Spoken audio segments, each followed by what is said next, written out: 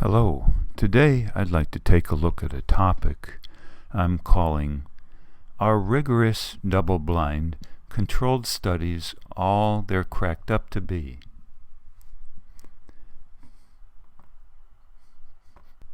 I'm taking a look at this both in my life and hopefully wanting to stimulate some thought in others too, because there's been a trend, I believe, in the last 30 or 40 years in our delving into our emotional struggles in life, a trend away from depth therapy and psychoanalysis and just plain thinking in general to what is supposed to be more scientific, more streamlined, more provable ways of investigating things, and hence the words rigorous, double-blind, controlled studies, maybe test tube studies, repeatable, verifiable, all of these words, in lieu of what I suppose some might refer to as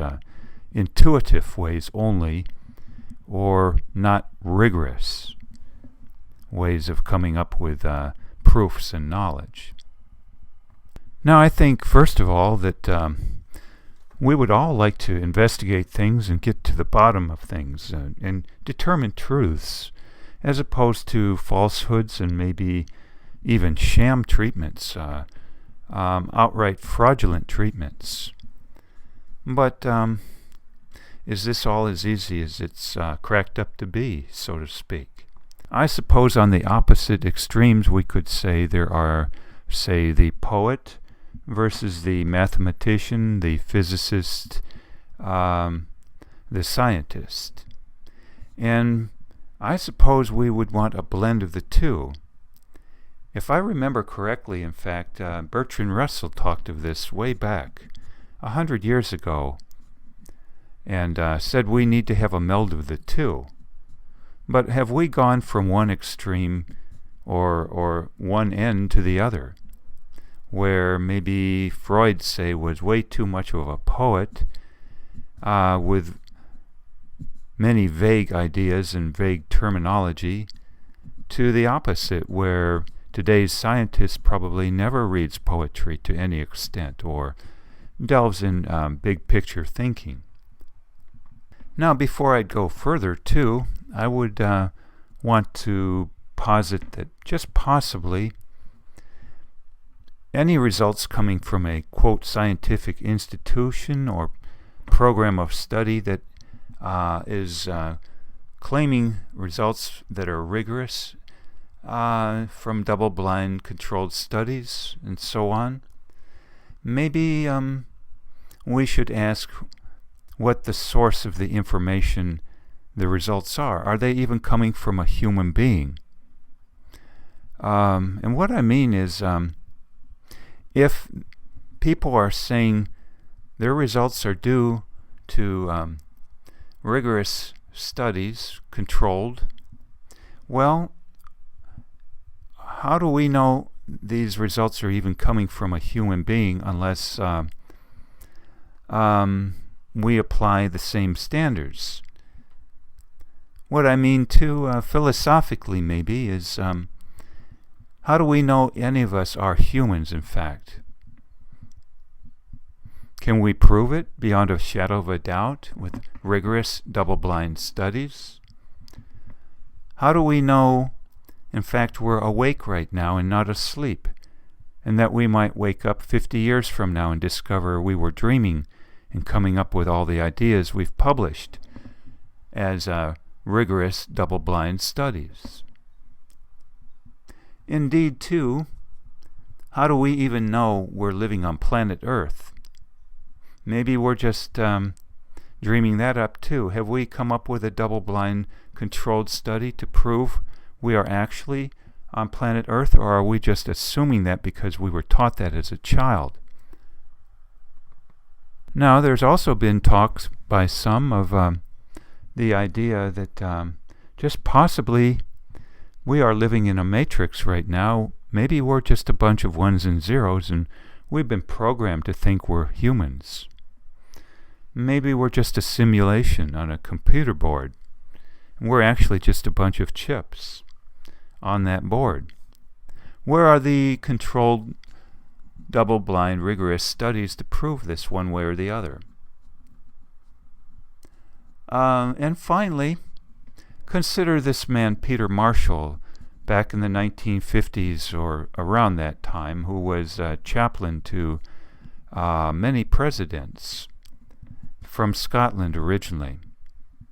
And he said at one point in a movie about him, I believe it's called A Man Named Peter, he said, how can you even prove there's such a thing as love?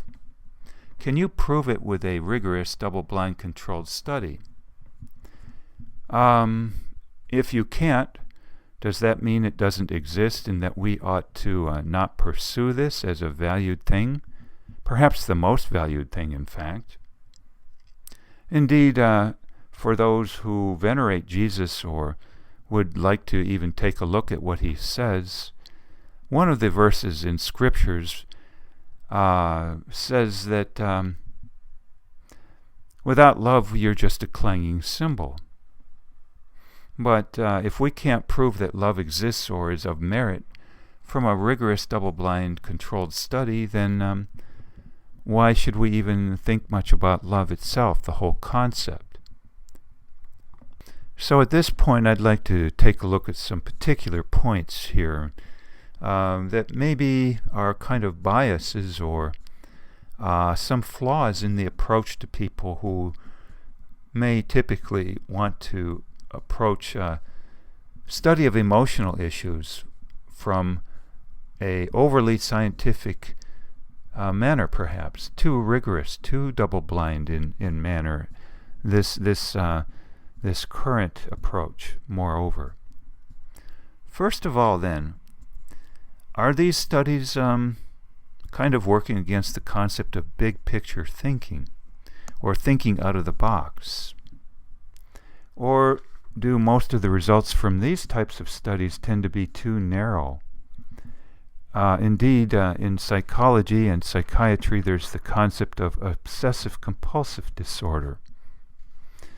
And you might say overemphasis on details, but losing sight of the big picture. You might say, in a sense, somewhat euphemistically, a little derogatorily, that this can go to an extreme of being a bean counter and fussing so much about details that you lose track of what's really important, what's most important.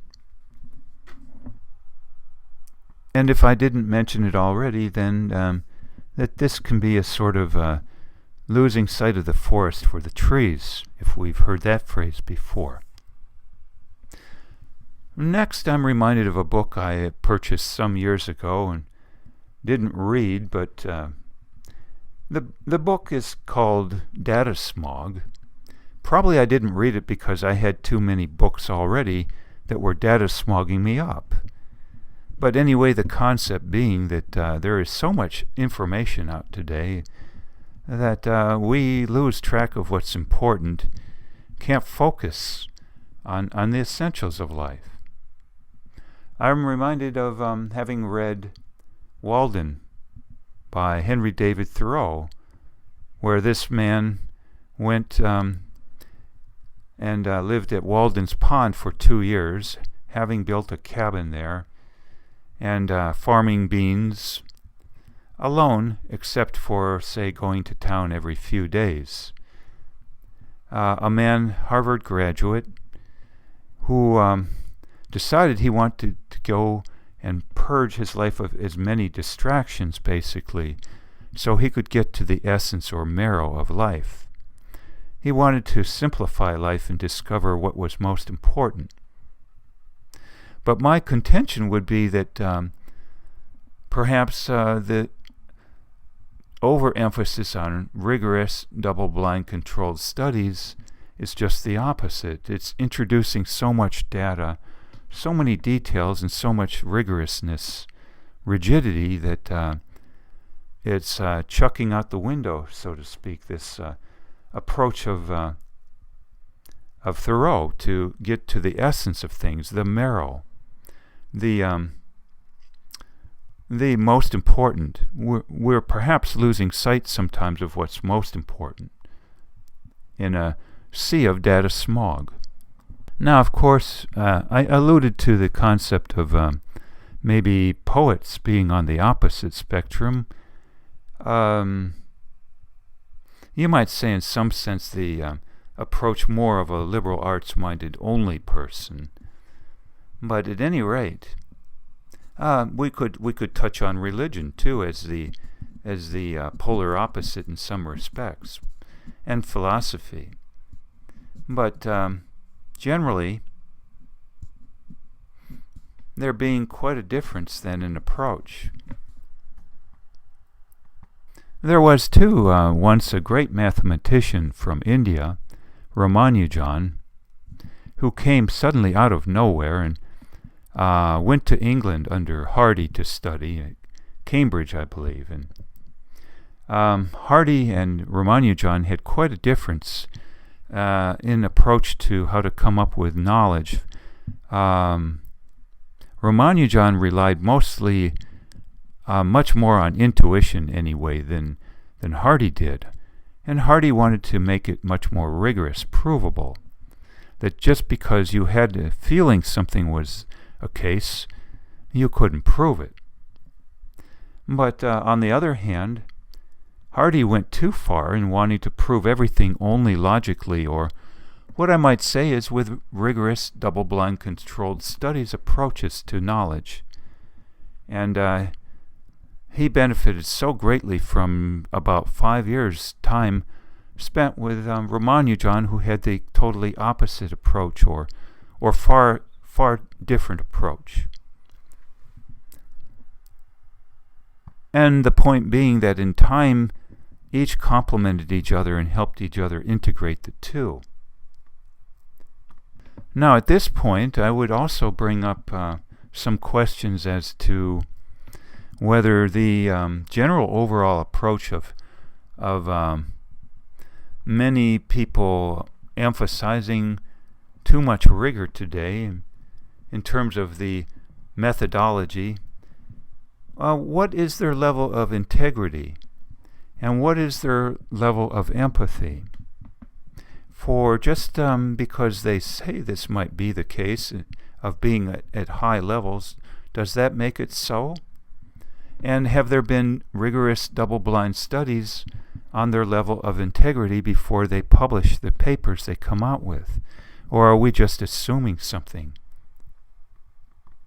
For if they have high levels of integrity and high levels of empathy, let's say are considerably loving people, well, it ought to show then, right? And how would that show? Maybe that's something we should ask ourselves. Do they have the capacity to smile? Or perhaps are they not very easy to get along with type people? And what are their overall goals in life? Do they want to make a considerable amount of money beyond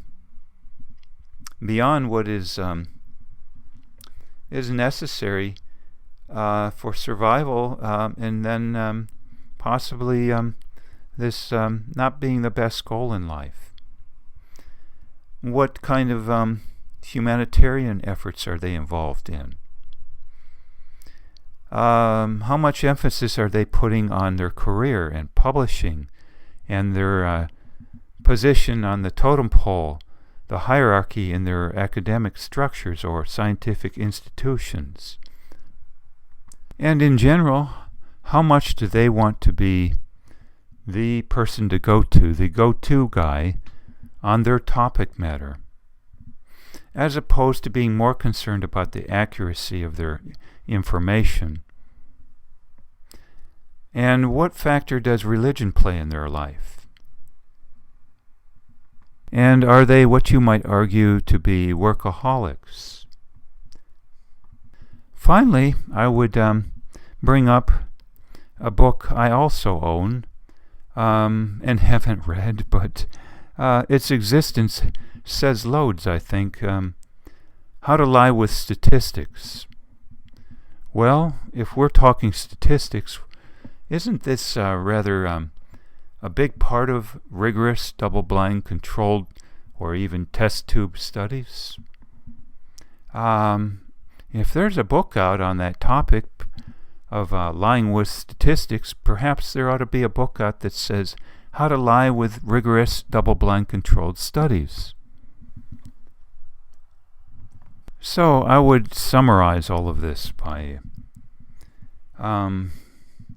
stating that I believe we have, as a society and species, gone more and more from intuition and use of poet-type thinking, language that is quite imprecise sometimes, to being too precise, too obsessive, too much data, losing track of the forest for the trees. And that we need to perhaps take a look at this and reevaluate and ask why we're even doing this and who's being served best and who isn't. It's just possible that the use of too much data and all of this that I've been talking about can actually be inimical to certain groups of people by ignoring 10-ton elephants in the room with too much data as a distraction. You might say, in the same sense, that politicians are noted for avoiding truths by using too many words. And so you can obscure truth with too many words, too much data, too much rigor, actually, and then lose track of what's staring you right in front of the face. Of course, that doesn't mean that the former approach of Freud, say, which was not terribly rigorous, I'd say, wasn't fraught with difficulties itself, in that I think not everyone would agree that Freud had the greatest of character. And so, in fact, he went into psychoanalysis, it's been said, to make the kind of money he wanted to make to support a family, to get married first of all. And that otherwise perhaps he might not have even gone into this in the first place. And second, there has also been some dispute as to whether his concept of the Oedipal complex, which is probably much more intuitive than rigorous and provable, whether this concept was rather lacking in integrity, and that it served the purposes of parents much more than children. For by overemphasizing the Oedipal complex, he was not paying enough attention to child abuse, it's argued by some. So I wanted to bring up these ideas I've had and kind of bring them all together in one little package here. This is not a rigorous episode here, and if I meant it to be, it probably would never get published. It would take forever. So I'm just bringing forth my thoughts today, and I hope it stimulates some thoughts, some ideas. I wish you well.